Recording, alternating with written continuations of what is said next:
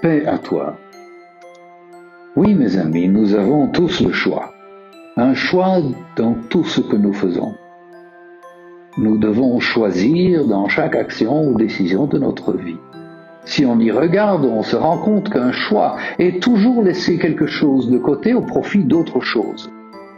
Lorsque nous choisissons une chose, nous devons renoncer à l'autre. Pour aller dans un sens, il faut renoncer à l'autre. Permettez-moi de vous montrer un exemple. Dans le premier livre des Rois, chapitre 19, nous trouvons le récit de l'appel du prophète Élisée. À partir du verset 15, nous lisons comme Élie a été chargé par Dieu d'oindre Élisée comme prophète à sa place. Élie le trouva en train de labourer un champ et couvrit Élisée de son manteau.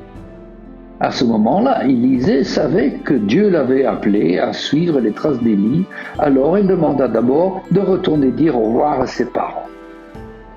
Il est spécifiquement mentionné qu'il voulait embrasser ses parents, ce qui à l'époque équivalait à demander une bénédiction. Pourquoi voudrait-il une bénédiction de ses parents alors qu'il était appelé par Dieu? Ses parents étaient-ils plus importants que Dieu à ses yeux? Élie savait qu'Élisée était libre de le faire.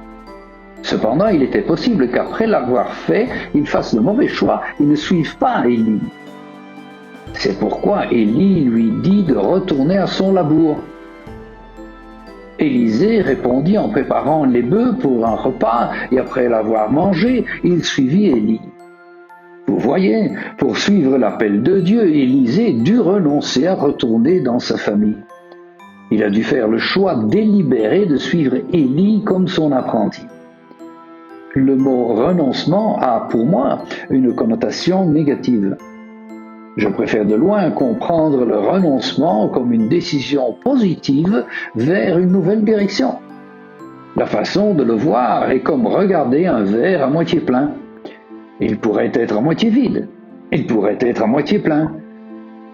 Reste qu'il y a toujours la même quantité d'eau dans le verre.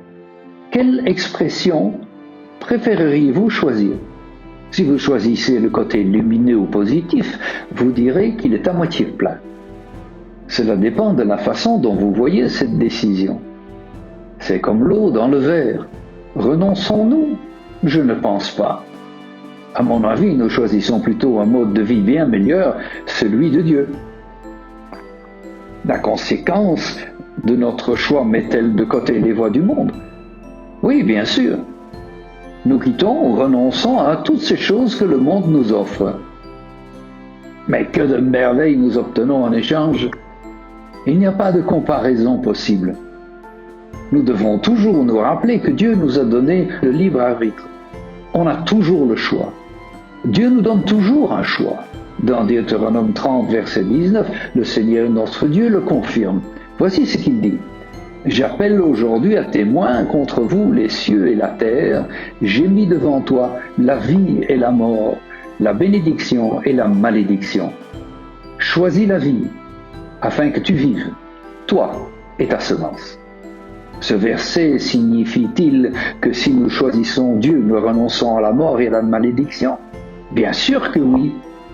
Mais cela signifie aussi que si nous choisissons Dieu, nous avons fait le choix de recevoir la vie et les bénédictions.